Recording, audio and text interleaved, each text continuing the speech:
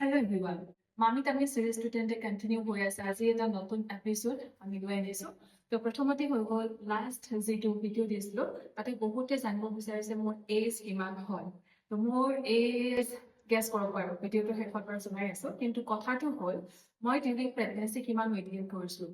মই during pregnancy almost 95 KG হৈ গৈছিলোঁ। আৰু মোৰ টুইন প্ৰেগনেঞ্চি আপোনালোকে চাগে বহুতে জানে, যিসকলে মোৰ ডেইলি ব্লগ চাই থাকে, মোৰ টুইনছ হয়।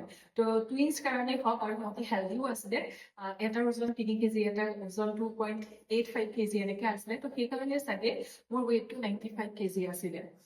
আৰু কথাটো হ'ল after delivery of my kids মই বেল্ট ইউজ কৰিছিলোঁ। তো আপোনালোককো মই ছাজেষ্ট কৰিম, আপোনালোকে after delivery of your baby C ছেকশ্যনে হওক বা নৰ্মেল ডেলিভাৰীয়ে হওক, আপোনালোকে কিন্তু বেল্টডাল ইউজ কৰিবলৈ নাপাহৰিব। সেই বেল্টডাল ইউজ কৰিলে বহুতখিনি যিটো মাছল ছেপাৰেশ্যনৰ প্ৰব্লেম থাকে, ডায়েষ্টিচিছ ট্ৰেক্টৰ প্ৰব্লেম থাকে, সেই বস্তুটো বহুতখিনি মিনিমাইজ হৈ যায়। মানে মাছলখিনি আপোনাৰ এনেকৈ টানি অনাত হেল্প কৰে। লগতে সেইডাল মাৰি যদি আপুনি ৰেগুলাৰ যিবিলাক আমাৰ ডেইলি ৱৰ্ক থাকে সেইবিলাক কৰে, তেতিয়া আপোনাৰ এই আমাৰ বেকতো এটা ষ্ট্ৰেংথ পোৱা যায় সেই বেলডাল মাৰি থাকিলে। তো এতিয়াও যদি সময় হৈ গ'ল, ধৰক এবছৰমান হৈ গ'ল আপোনাৰ বেবী হোৱা, আপুনি বেল মৰাই নাছিলে, এতিয়াও আপুনি মাৰিব পাৰে। বহুতখিনি ইয়াতে আপোনালোকে চেঞ্জটো ফিল কৰিব পাৰিব।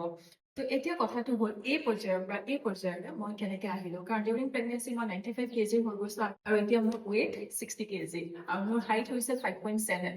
তো সেই হিচাপত মোৰ ৱেইটটো অলমষ্ট ঠিকেই আছে। আৰু এতিয়া কথাটো হৈ গ'ল, মই ক্লাছ 9-10ৰ পৰাই য়োগাসন কৰি আহিছোঁ। যদিও বা ভালকৈ তেতিয়া ব্ৰিডিং টেকনিকবিলাক গম পোৱা নাছিলোঁ, কিন্তু মই 2018ত ভালকৈ শিকি আহিলোঁ। মাইনাহঁত জন্ম হোৱাৰ পাছত তাৰ পাছৰ পৰা নিজে অভ্যাস কৰি আছোঁ। আৰু যিখিনি মই মোৰ মামি তামি ফিল কৰিব পাৰিছোঁ, মাত্ৰ নিজৰ প্ৰচেষ্টাৰ জৰিয়তে কৰিব পাৰিছোঁ। ইনফেক্ট মোৰো মাছল ছেপাৰেশ্যন আছিলে, মোৰো মামি টামি আছিলে, কিন্তু বহুতখিনি এতিয়া ৰিডিউচ হ'ল। কিন্তু প্ৰথম কথাটোৱে হৈ গ'ল যে আপোনালোকে আপোনালোকৰ নিজৰ বডিত হোৱা চেঞ্জেছবিলাক একচেপ্ট কৰিব জানিব লাগিব। আফটাৰ ডেলিভাৰী আপোনালোকৰ বডিত বহুত ধৰণৰ চেঞ্জেছ আহিব। ইনফেক্ট মোৰো ইয়াতে আপোনাৰ ষ্ট্ৰেছ মাৰ্ক আছে, কিন্তু নিজৰ বডিটো নিজে একচেপ্ট কৰিবলৈ শিকক।